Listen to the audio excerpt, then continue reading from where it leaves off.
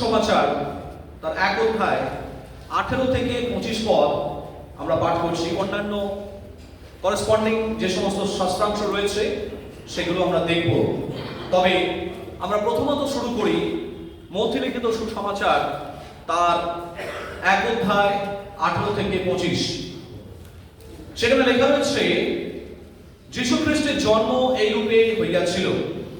তাহার মাতা মরিয়ম যোসেফের প্রতি বাগদত্তা হইলে তাহাদের সহবাসের পূর্বে জানা গেলে তাহার গর্ভ হইয়াছে পবিত্র আত্মা হইতে।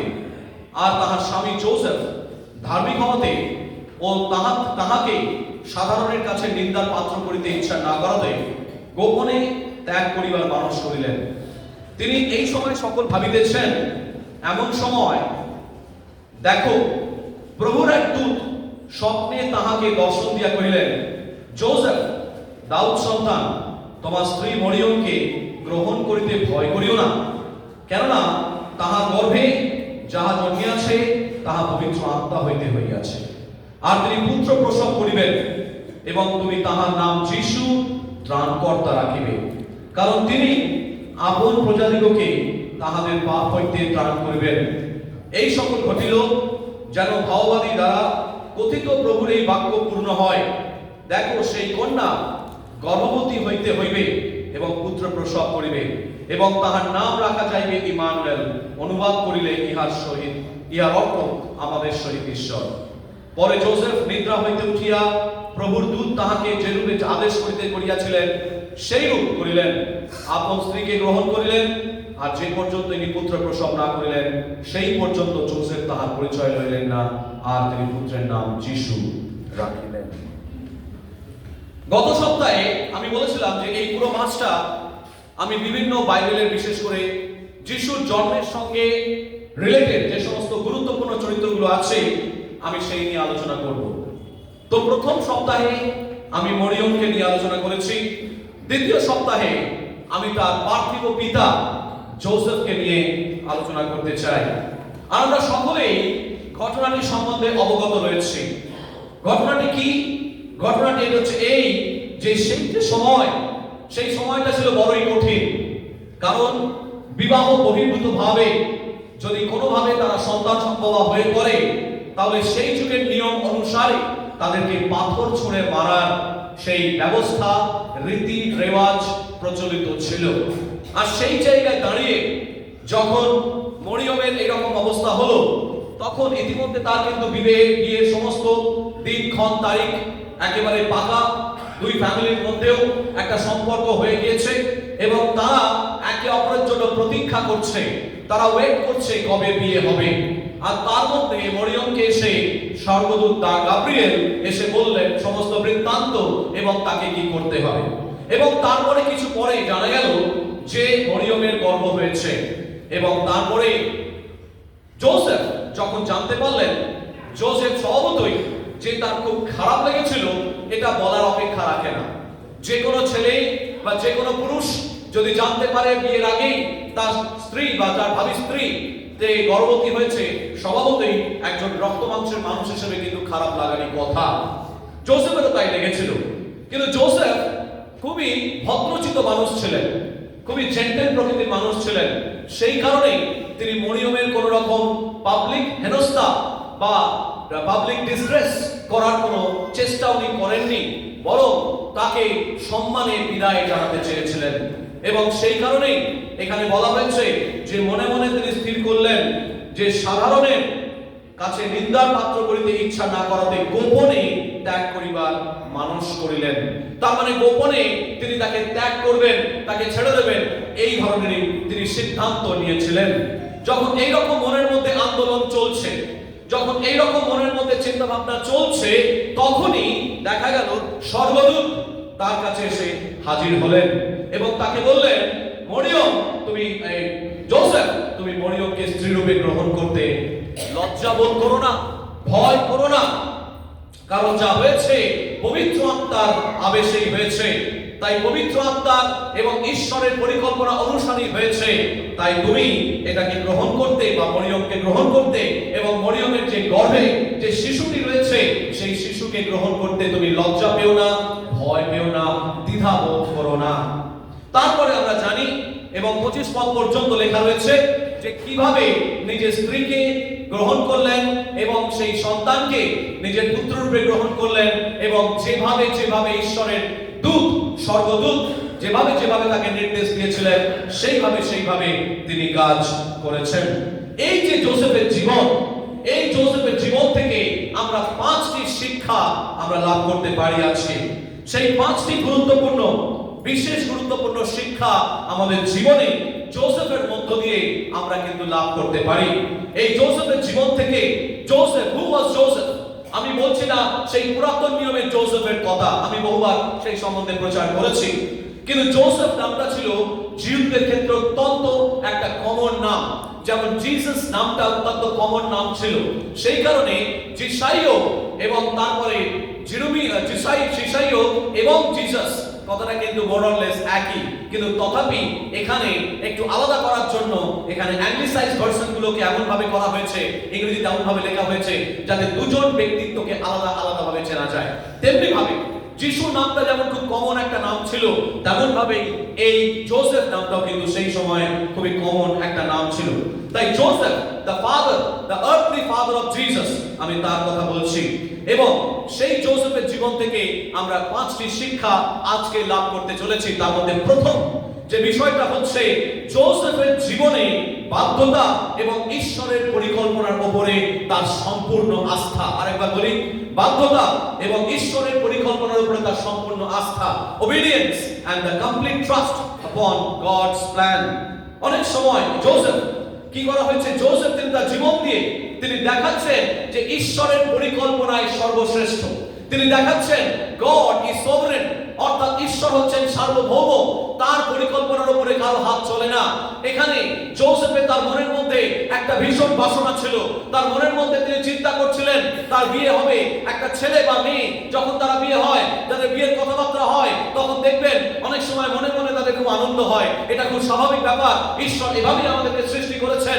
এবং দুই স্বামী স্ত্রী যখন তারা মিলন হতে চলেছে, তাদের যখন একটা বিয়ে হতে চলেছে, দুই পরিবারের মধ্যে একটা আনন্দ থাকে, দুই ইন্ডিভিজুয়ালস এর মধ্যে একটা আনন্দ তৈরি হয় এবং মনের মধ্যে একটা আনন্দ তৈরি হয়। এবং সেই আনন্দ নিয়েই যোসেফ তিনি দিন কাটাচ্ছিলেন, মরিয়ম তিনি দিন কাটাচ্ছিলেন। কিন্তু ঈশ্বরের অলৌকিক পরিকল্পনা তার মধ্যখানে প্রবেশ করলো এবং মরিয়মকে তিনি বেছে নিলেন, মরিয়মের গর্ভকে তিনি বেছে নিলেন এবং সেই গর্ভকে তিনি ব্যবহার করতে চাইলেন, যার মাধ্যম দিয়ে ঈশ্বর তার প্রিয় পুত্র যিশুকে এই পৃথিবীতে পাঠাবেন। আর সেই মধ্যে যোসেফকেও তার পরিকল্পনার মধ্যে নিলেন। বলুন আমেন। অনেক সময় ঈশ্বরের পরিকল্পনা আমাদের পরিকল্পনা থেকে ঊর্ধ্বে থাকে, আমরা বুঝে উঠতে পারি না। আমরা অনেক সময় ভাবি যে এই পরিকল্পনাটা ঠিক ছিল, আমরা এত সুন্দর পরিকল্পনা করেছিলাম। যোসেফ তিনি মনে মনে ভাবছিলেন, যতক্ষণ না পর্যন্ত স্বর্গদূত আসলো, তিনি হয়তো মনে মনে ভাবছিলেন যে আমার এই কি হলো, এত পরিকল্পনা। চিন্তা করুন, বিয়েকে যথারীতি কেনাকাটা তখনকার দিনও ছিল, সর্বযুগেই থাকে, এবং সমস্ত যে নতুন প্রস্তুতি, বাড়িঘর সাজানো, লোকদের নিমন্ত্রণ করা হয়তো তখনকার দিনে হয়ে গিয়েছিল। এবং তার মধ্যে হঠাৎ করে দেখা গেল বিনা মেঘে বজ্রপাত, এবং তিনি জানতে পারলেন যে মরিয়ম সন্তান সম্ভবা। চিন্তা করুন তার মনের মধ্যে কতটা ঝড় উঠেছিল।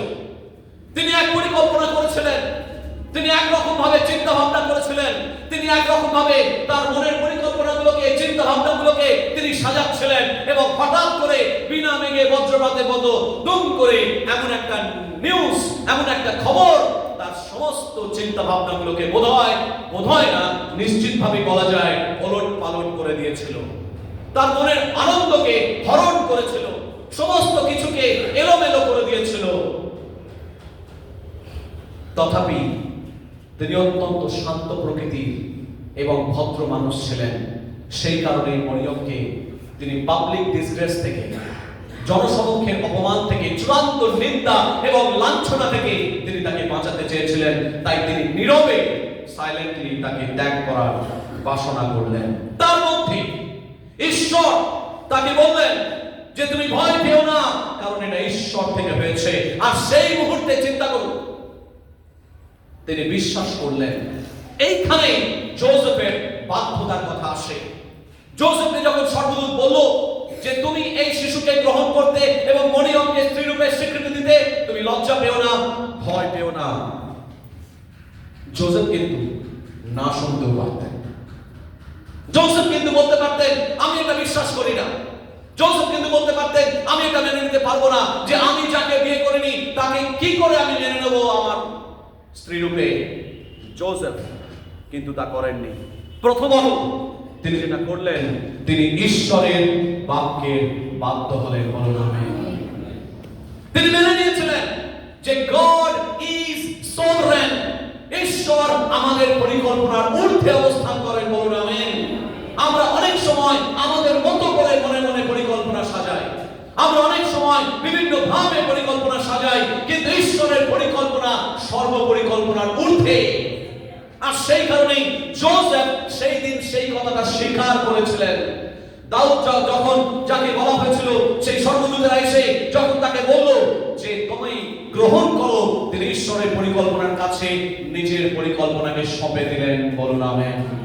আজকে কতজন আমাদের মধ্যে আমরা সেই পরিকল্পনার উপরে আমরা নির্ভর করতে পারি? যোসেফ তিনি সম্পূর্ণরূপে আস্থা রেখেছিলেন, ঈশ্বরের পরিকল্পনার উপরে আস্থা রেখেছিলেন। ঈশ্বর বলছেন যে তোমাদের পরিকল্পনা থেকেও আমার পরিকল্পনা ঊর্ধ্বে অবস্থান করে। তোমাদের পরিকল্পনা তোমাদের পার্থিব চিন্তা ভাবনা অনুসারে করে থাকো, কিন্তু ঈশ্বরের পরিকল্পনা সমস্ত জগৎকে কেন্দ্র করে করে থাকে। তাই ঈশ্বরের পরিকল্পনার মধ্যে যদি আপনাকে এবং আমাকে থাকতে হয়, তাহলে জাগতিক চিন্তা ভাবনা অনুসারে আপনি পরিকল্পনা করবেন না, আপনি ঈশ্বরের পরিকল্পনা অনুসারে আমরা চিন্তা করব। বলুন আমেন। ঈশ্বরের পরিকল্পনা ছিল সমস্ত জগৎকে আশীর্বাদ করা। সেই কারণে শুধু খ্রিস্ট বিশ্বাসী নয়, সমস্ত পৃথিবীর সর্ব ধর্মের মানুষের কাছে ঈশ্বরের প্রেমকে সমানভাবে প্রকাশ করা। তাই যিশু খ্রিস্টানদের জন্য আসেননি। লেট মি টেল ইউ, দায়িত্ব নিয়ে এই কথাটা আমি বলছি, বিকজ আমি হিন্দু পরিবার থেকে। ঈশ্বর শুধু খ্রিস্টানদের জন্য আসেননি। সেই জন্যই দেখবেন যোহন তার কত অধ্যায়, কোথায় লেখা আছে? 3 অধ্যায় 16 পদে, কারণ ঈশ্বর জগৎ কেমন প্রেম করলেন। গ্রিক শব্দ ব্যবহার করা হচ্ছে কসমস, সমস্ত জগৎকে তিনি বলছেন। অর্থাৎ এবং আদি পুস্তক 12 অধ্যায় 1 থেকে 3 পদ, সেখানে বলছে সমস্ত জগতের কাছে আব্রাহামকে তিনি আশীর্বাদের মাধ্যম হিসেবে করতে চাইছিলেন। কার মাধ্যম দিয়ে? প্রভু যিশুর মাধ্যম দিয়ে সমস্ত জগৎকে তিনি আশীর্বাদ করতে চাইছেন। সেই আশীর্বাদের পরিকল্পনা গালাতীয় 4 অধ্যায় 4 পদ অনুসারে তিনি বলছেন, কাল সম্পূর্ণ হইলে তিনি তার প্রিয় পুত্র যিশুকে পাঠালেন। অর্থাৎ সেই যিশুর মধ্য দিয়ে সমস্ত জগৎ আশীর্বাদ পাবে, সমস্ত ধর্মের মানুষ আশীর্বাদ পাবে, সমস্ত মানুষগুলো আশীর্বাদ পাবে। মানুষ মাত্রই ঈশ্বরের আশীর্বাদ পাবে। বলুন আমেন। তাই সেই কারণে যোসেফ তিনি সেই পরিকল্পনার মধ্যে নিজেকে সঁপে দিলেন।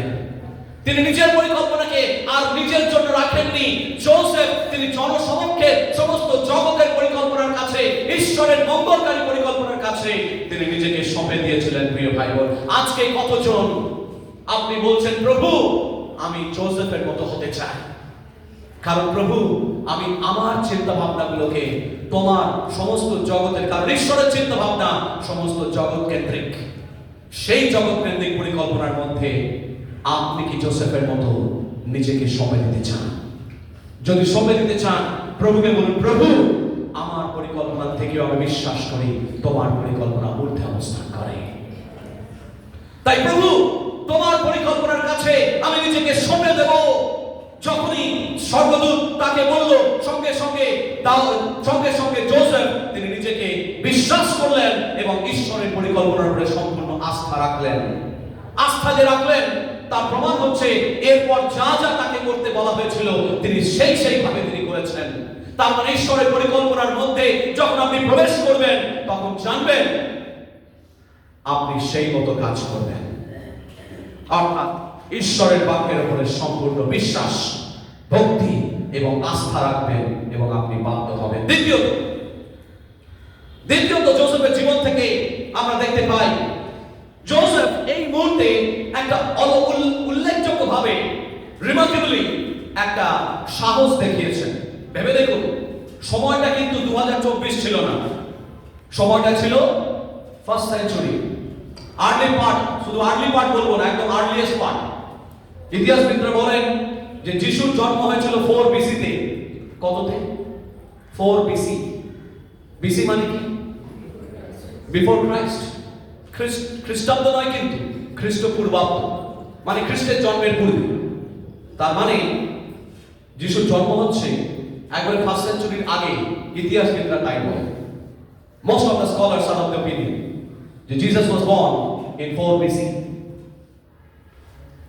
তার মানে আজ থেকে 2024 আরো 4 বছর যোগ করে দিন, 2026 বছর আগে সময়টা কিন্তু আজকের মতো ছিল না। আজকে যে অনেক স্বাধীনতা আমাদের রয়েছে, আজকের সমাজ ব্যবস্থায় যে লিবারালিজম রয়েছে, যে ওপেন মাইন্ডেডনেস রয়েছে, সেটা কিন্তু সেই সময় ছিল না। জোসেফকেও কিন্তু পাথর ছুঁড়ে মারার সমান নির্দেশ ছিল যদি সে এইরকম ভাবে বিয়ে করে। মোটেই কিন্তু সাহস ছিল না, সহজ ছিল না। সেই জায়গায় Joseph showed a remarkable courage। একেবারে উল্লেখযোগ্য ভাবে তিনি তার সাহস দেখিয়েছেন এবং তিনি দেখিয়েছেন যে তিনি গ্রহণ করলেন, শুধুমাত্র যে তিনি মরিয়মকে গ্রহণ করলেন তাই নয়, তার গর্ভজাত যে শিশুটি তার গর্ভে রয়েছে তারও দায়িত্ব তিনি নিয়েছেন। প্রিয় ভাই বোন, যখন আপনি সাহস নেওয়া, অনেক সময় এটা তার কাছে একটা এমন একটা ফ্যাক্টর, এমন একটা সময় যেটা অনিশ্চিত, আনসার্টেনিটি রয়েছে। অনিশ্চিত ভাবে কি হবে আমি জানি না, এই পরিকল্পনায় পা বাড়াচ্ছি, কি হবে আমি জানি না, আমি বুঝতে পারছি না যে আমি কতদূর সফল হতে পারবো, আমি বুঝতে পারছি না প্রভু আমি কিভাবে কি করব। কারণ একটা অনিশ্চয়তা তাড়া করে হয়তো তাকে বেড়াচ্ছিল। সেই অনিশ্চয়তার মধ্যেও জোসেফ সম্পূর্ণরূপে ঈশ্বরের পরিকল্পনার উপরেই আস্থা রেখেছিলেন। জীবনে যখন মনে হবে যে প্রভু আমি কি করব, আমি বুঝে উঠতে পারছি না, প্রভু তখন বলছেন তোমরা সাহস করো, বলি আমেন। তোমরা সাহস করো। বহুবার, ওভার এন্ড ওভার अगेन বহুবার এই কথাটা লেখা রয়েছে, তোমরা সাহস করো। আজকে যদি মনে হচ্ছে যে ঈশ্বরের পরিকল্পনায় টিকে থাকতে গেলে আপনাদেরকে সাহস করতে হবে, কিন্তু তাহলে আজকে বলছেন তোমাকে সাহস করো। কিন্তু জোসেফ কিন্তু নিশ্চিত ছিলেন যে তিনি যেটা করতে যাচ্ছেন সেটা ঈশ্বরেরই পরিকল্পনা। আপনি যেটা করতে যাচ্ছেন নিশ্চিতভাবে জানেন কি সেটা ঈশ্বরের পরিকল্পনা কিনা? যখন ঈশ্বরের পরিকল্পনায় পা বাড়াবেন, দেখবেন যতই অনিশ্চিত হোক ঈশ্বর কিন্তু আপনাকে ধরে নেবেন। পিতর বিশ্বাসে 12 জন ছিল নৌকার মধ্যে, এবং তারা নৌকার মধ্যে দিয়ে সেই 11 জন 12 জনের মধ্যে একমাত্র পিতরই সাহস দেখিয়েছিলেন। সাহস সকলে দেখাতে পারে না।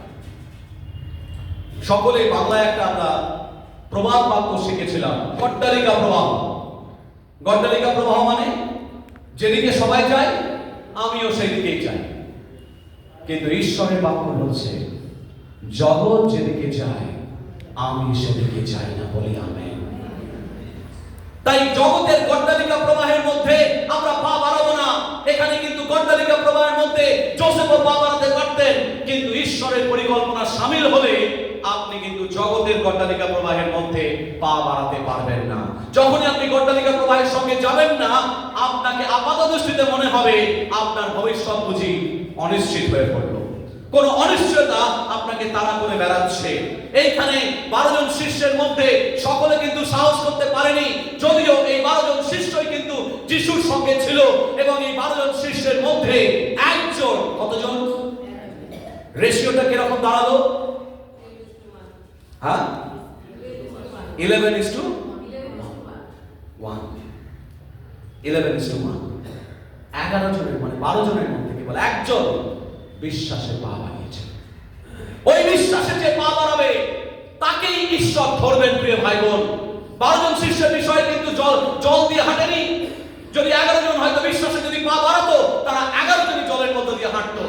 কিন্তু জলের মধ্য দিয়ে 11 জন হাঁটেনি, হেঁটেছিলেন কেবল পিতর। আর যখন পিতর ডুবে যাচ্ছে, সঙ্গে সঙ্গে তার হাতটা যিশু ধরেছিলেন। প্রিয় ভাই বোন, আপনি যদি ঈশ্বরের পরিকল্পনার মধ্যে হাঁটতে চান, যিশু আপনার পাশে পাশে থাকবে। যখনই মনে হবে যে আপনি অনিশ্চয়তায় ডুবে যাচ্ছেন, সঙ্গে সঙ্গে যিশু হাত বাড়িয়ে আপনাকে ধরবেন, বলুন আমেন। আপনাকে তিনি হারিয়ে যেতে দেবেন না। তাই জোসেফ যখন তিনি অনিশ্চয়তার মধ্যে চিন্তা করছেন কি হবে, কিন্তু ঈশ্বরের পরিকল্পনা অনুসারে তিনি সাহস দেখিয়েছিলেন। ওই বিতরের মতো তিনি বিশ্বাসে নৌকার বাইরে পা বাড়াতে পারেন। আমরা অনেক সময় কমফর্ট জোনে থাকতে চাই। আমাদের জীবনের মধ্যে অনেক সময় কমফর্ট জোনের মধ্যে আমরা থাকতে চাই, আমরা একটা নিরাপদ জায়গার মধ্যে থাকতে চাই। এটাই হিউম্যান টেন্ডেন্সি।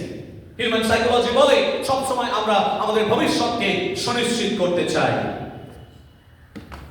তাই আমরা সব সময় কমফর্ট জোনের মধ্যে থাকতে চাই, স্বচ্ছন্দ, চারিদিকে যেন স্বচ্ছন্দ থাকে, নিরাপদ থাকে। আমরা সব সময় সুনিশ্চিত করতে চাই নিরাপত্তাকে। প্রভু বলছেন আপনি নিরাপত্তার বলয়ের মধ্যে থাকবেন না, ঈশ্বরের পরিকল্পনার মধ্যে থাকুন, বলুন আমেন। ঈশ্বরের পরিকল্পনার মধ্যে থাকার চেয়ে বড় নিরাপদ জায়গা আর কোথাও হতে পারে না। আপনি হয়তো মনে করছেন ঈশ্বর আপনাকে আফগানিস্তানে ডেকেছেন, আর আপনি আফগানিস্তানে যেতে চাইছেন না, কারণ ভাবছেন আফগানিস্তানে কোথায় যুদ্ধ চলছে, ইউক্রেনে আর রাশিয়ার মধ্যে যুদ্ধ চলছে। আর যুদ্ধ চলার সময় ঈশ্বর আপনাকে ইউক্রেনে ডাকলো এবং মনে করছেন প্রভু আমি ইউক্রেনে যেতে পারবো না, কারণ একটা বোম সেল এসে আমাকে মেরে উড়িয়ে দেবে। ঈশ্বরের পরিকল্পনার মধ্যে যদি আপনি থাকেন, ইউক্রেনের যুদ্ধের মধ্যেও ঈশ্বর আপনাকে বাঁচিয়ে রাখবে, বলুন আমেন। ঈশ্বরের পরিকল্পনার মধ্যে আপনি থাকার চেষ্টা করুন।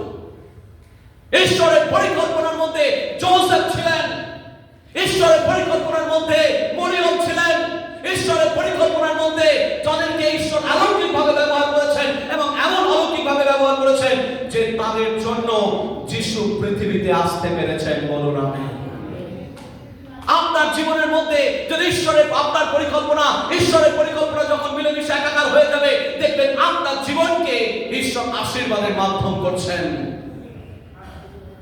আমরা আশীর্বাদ পেতে চাই, কতজন আশীর্বাদের মাধ্যম হতে চাই, বলুন আমেন। আশীর্বাদ পেতে চাই, আশীর্বাদ করবেন, কিন্তু আশীর্বাদ পাওয়ার আগে ঈশ্বর আমাদেরকে আশীর্বাদের মাধ্যম করতে চান। জোসেফকে তিনি আশীর্বাদের মাধ্যম করতে চেয়েছিলেন, শুধুমাত্র ওই জিহুদি গোষ্ঠীর জন্য নয়, শুধুমাত্র ওই অ্যানশিয়েন্ট নিয়ার ইস্টার্ন যে সমস্ত নেশনস গুলো তখন ছিল তাদের জন্য নয়, সমস্ত পৃথিবীর জন্য। কসমস, হোল ওয়ার্ল্ড, কসমস, যেখান থেকে ইংরেজি শব্দ কসমোলজি কথাটা এসেছে। সুতরাং সমস্ত পৃথিবীর জন্য ঈশ্বরের পরিকল্পনা শামিল করলেন জোসেফকে। 3 নম্বর, প্রথমত আমি কি বললাম আপনাদের নিশ্চয়ই মনে আছে, বাধ্যতা এবং ঈশ্বরের পরিকল্পনার উপরে আস্থা। দ্বিতীয়ত আমি বললাম অনিশ্চয়তার মধ্যে জোসেফের সাহস তিনি দেখালেন। 3 নম্বর, এখানে বলছে যে তার নম্রতা ছিল এবং সেলফলেসনেস, হিউমিলিটি এন্ড সেলফলেসনেস, নম্রতা এবং তার নিজেকে উৎসর্গ করার মানসিকতা। প্রিয় ভাই বোন, জোসেফের জীবন একটা সত্যি নম্রতার প্রতীক। কারণ জোসেফ তর্ক করেননি। প্রথম থেকে আমরা বুঝতে পারছি জোসেফ কিন্তু ভীষণ নম্র প্রকৃতির ছিলেন, বিনয়ী ছিলেন, ভালো মানুষ ছিলেন। তা না হলে কোন খারাপ মানুষ হলে এবং খুব অহংকারী টাইপের ছেলে থাকলে আর একজনের সম্মান সে হানি করতে চায়। মহিলাদের তিনি সম্মান করতে জানতেন, এটা থেকে আজকে বোঝা যায় জোসেফের জীবনকে। He knew how to respect a woman in the society. Even though he was not going to marry her, but still তিনি বললেন মনে মনে যে আমি তাকে কোন রকম জনসমক্ষে অত্যাচার বা জনসমক্ষে লাঞ্ছনা বা জনসমক্ষে কোনো প্রকার অপমান আমি করব না। এইটা থেকেই বোঝা যায় যে জোসেফ তিনি কিন্তু ছিলেন অত্যন্ত বিনয়ী প্রকৃতি, ভদ্র মানুষ, খাঁটি একজন ভদ্র মানুষ। তার মানসিকতা দেখেই বোঝা যায়। আর সেই মানুষটা তিনি বিনয়ী ছিলেন এবং তারপরে তিনি সেলফলেসলি মানে নিজেকে উৎসর্গ করে দিলেন ঈশ্বরের পরিকল্পনার মধ্যে। শুধু তাই নয়, এখান থেকে বোঝা যায় যে তিনি সেলফলেসনেস ব্যাপারটা কি, মানে নিজের কথা চিন্তা করলেন না। তিনি নিজের কথা চিন্তা করলেন না, তিনি কি করলেন? তিনি ঈশ্বরের পরিকল্পনার কথা চিন্তা করলেন। আপনি যখন নিজের কথা চিন্তা করবেন তখন আপনি সেলফিশ হয়ে যাবেন। যতক্ষণ আপনি নিজেকে সেন্টার অফ অ্যাট্রাকশনের মধ্যে রাখবেন আপনি সেলফিশলি চিন্তা করবেন। কিন্তু যখন আপনি নিজেকে সরিয়ে ঈশ্বরকে মধ্যখানে রাখবেন, দেখবেন আপনি নিজের জীবনকে সেলফিশ ভাবে দেখতে পারবেন না। আপনি সেলফলেসনেস আপনার মধ্যে আসবে। বলুন আমেন। যদি ঈশ্বরের রাজ্যে আপনাকে ব্যবহৃত হতে হয় তাহলে নিজের কথা চিন্তা করলে নয়, অন্যের কথা চিন্তা করতে হবে। সেই কারণে সাধু পৌল তিনি বলছেন, সাধু পৌল কি বলছেন? বলছেন consider others better than yourself, অর্থাৎ নিজেকে ছাড়া অন্যকে বেশি সম্মান দাও। বলে আমেন। এইটাই ছিল মণ্ডলীর একমাত্র ক্রাইটেরিয়া। এখানে জোসেফ তিনি দেখাচ্ছেন যে ঈশ্বরের পরিকল্পনাকে যখনই তিনি নিজের মধ্যে রেখেছেন, ঈশ্বরের পরিকল্পনার মধ্যে নিজেকে রাখলেন, তখনই কিন্তু নিজেকে তিনি গুরুত্ব দিতে পারলেন না, ঈশ্বরের পরিকল্পনাকে গুরুত্ব দিলেন। তিনি ভুলে গেলেন নিজের কথা, নিজের ভবিষ্যতের কথা। তিনি ভুলে গেলেন এরপর কি হবে, সমাজ কি বলবে, সমাজ কি আমাকে কি চোখে দেখবে, সমাজ কিভাবে আমাকে নেবে, এসব কথা তিনি মনে করলেন না। তিনি ঈশ্বরের পরিকল্পনার মনে করলেন।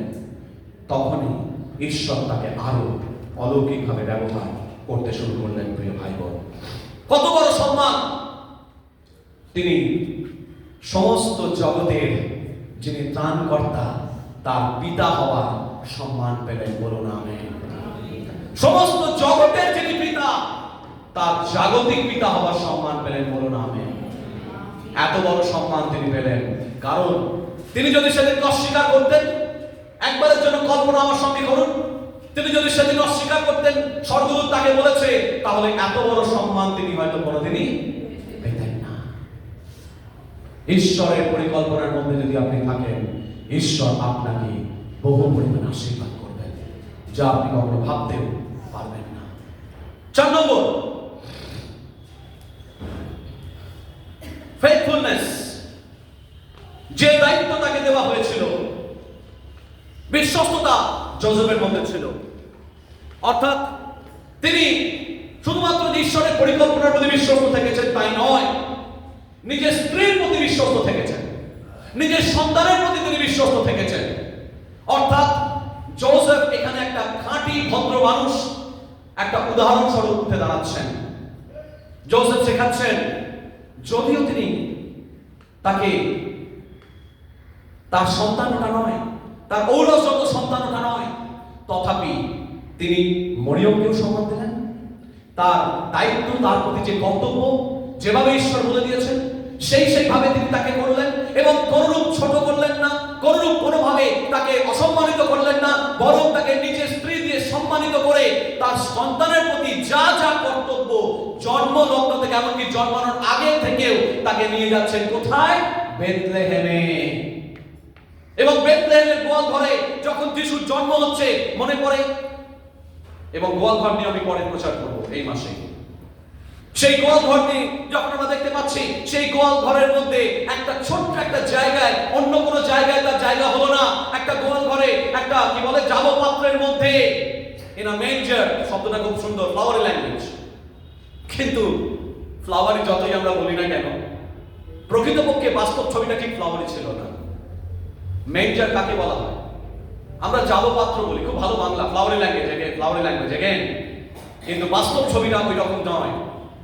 গ্রামের দেশে যদি যান, দেখবেন গরুকে যে খাবার যে পাত্রে খেতে দেওয়া হয়, লোকাল ল্যাঙ্গুয়েজে বলা হয়, শুনতে খুব একটা ভালো নয়।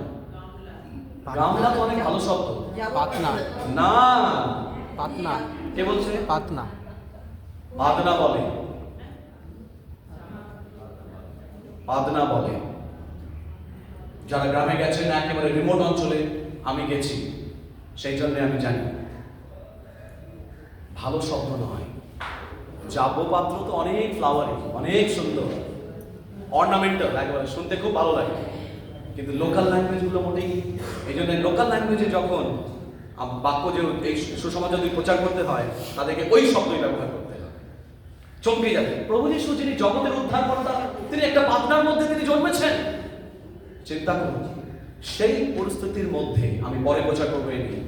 কিন্তু মূল বিষয়টা হচ্ছে, এমন এমনকি যখন সব থেকে লো পজিশন, থাকার জায়গা নেই, মাথা গোজার জায়গা নেই, যেতে বুঝতে পারছে না যোসেফ ওই গর্ভবতী যার জন্ম দেবে মাত্র, একবারে কাল সম্পূর্ণ হয়ে গেছে, এইবার হয়তো তিনি প্রসব করবেন, সেই মুহূর্তে পর্যন্ত যোসেফ তার স্ত্রীর পিছু ছাড়েনি। তার স্ত্রীকে সমস্ত রকম দায়িত্ব পালন করেছেন, তাকে সুরক্ষা দিয়েছেন। একজন জাগতিক পিতা হিসেবে, একজন জাগতিক স্বামী হিসেবে তার যা যা কর্তব্য তিনি তা পালন করেছেন। প্রিয় ভাই বোন, আজকে এটাও আমাদেরকে শিক্ষা দেয়, যদি আমরা স্বামী হয়ে থাকি, যদি আমরা পিতা হয়ে থাকি, পিতার স্বামীর স্ত্রীর প্রতি বা সন্তানের প্রতি যে সমস্ত দায়িত্ব আমাদেরকে ঈশ্বর দিয়েছেন, সেটা ঈশ্বর থেকে এসেছে, আর সেই দায়িত্বগুলোকে আমাদের পালন করতে হবে। বলুন আমেন। জগৎ আজকে দেখুন, এক স্ত্রী ঘরে থাকা সত্ত্বেও বিভিন্ন জায়গায় তাদের সম্পর্ক, জগতের বিষয়, ধূমপান, মদ্যপান, তারপরে এসে বেধরক পেটানো, মেয়ের একদম চিৎপটান, অনেক ধরনের। দয়া করে একটু সাউন্ড একটু আস্তে করে রাখবেন। সাউন্ড কার ফোন বাজছে কাইন্ডলি।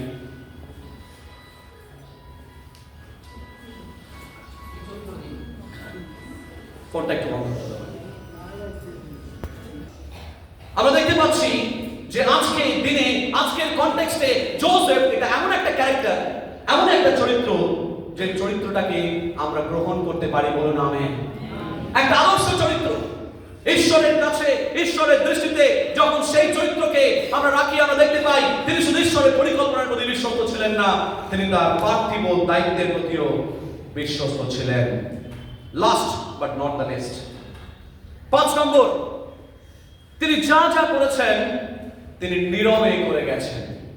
দেখবেন যারা প্রকৃত কাজ করে তারা কিন্তু they don't beat their own trumpets, তারা নিজেদের বাজনা নিজেরা বাজায় না। আরো একটা চলতি কথা আছে যে নিজেদের ঢোল নিজেরা পেটায় না। এখানে খুব সাইলেন্টলি, আমার এই সাইলেন্ট কথাটা বললেই বড়দিনের সময় ওই গানটার কথা মনে পড়ে যায়। সাইলেন্ট হোলি অদ্ভুত একটি গান, হৃদয়ে ছুঁয়ে যায়। এখানে সাইলেন্টলি যারা প্রভুর পরিকল্পনার মধ্যে থাকে তারা কিন্তু কখনো ড্রাম পেটায় না, তারা সাইলেন্টলি কাজ করে যায়। যোসেফ তিনি তার ঈশ্বরের পরিকল্পনার মধ্যে ছিল। কত বড় গুরুত্বপূর্ণ পরিকল্পনা চিন্তা করুন।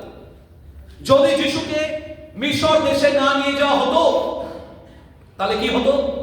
রাজা হেরোদ তাকে মেরে ফেলতেন। রাজা হেরোদ তাকে মেরে ফেলতেন।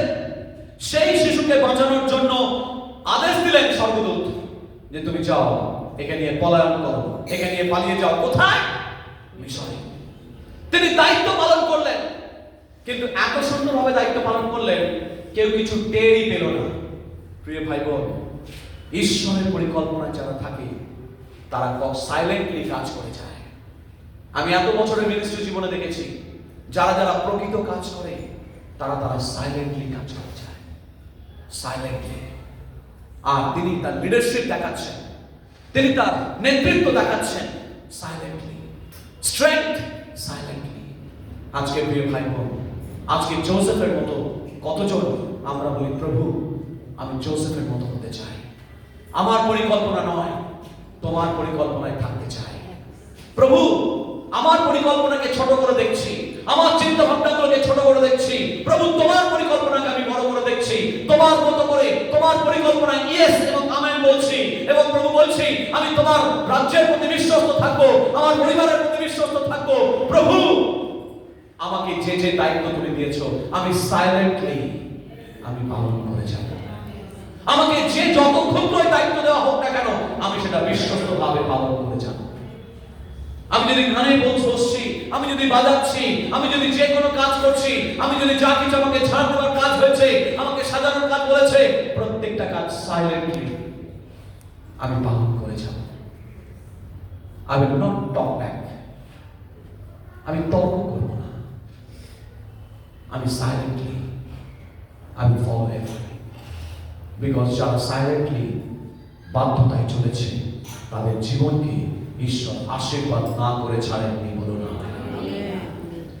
জীবনও নেই, যারা সাইলেন্টলি কাজ করে গেছে অথচ তাদের জীবন আশীর্বাদ থেকে বঞ্চিত আছে। প্রত্যেকটা জীবনকে তিনি আশীর্বাদ করেছেন, কারণ তারা সাইলেন্টলি প্রভুর পরিকল্পনায় সামিল হয়েছে। আজকে যদি আপনিও চান, প্রভু আমি সাইলেন্টলি তোমার পরিকল্পনায় থাকবো, তাহলে আজকে আপনি উঠে দাঁড়ান।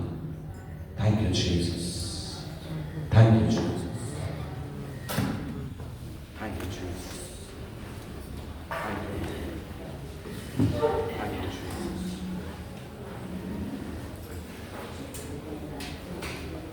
ওই গানটা একটু করবেন, যিশু খ্রিস্টের সামনে।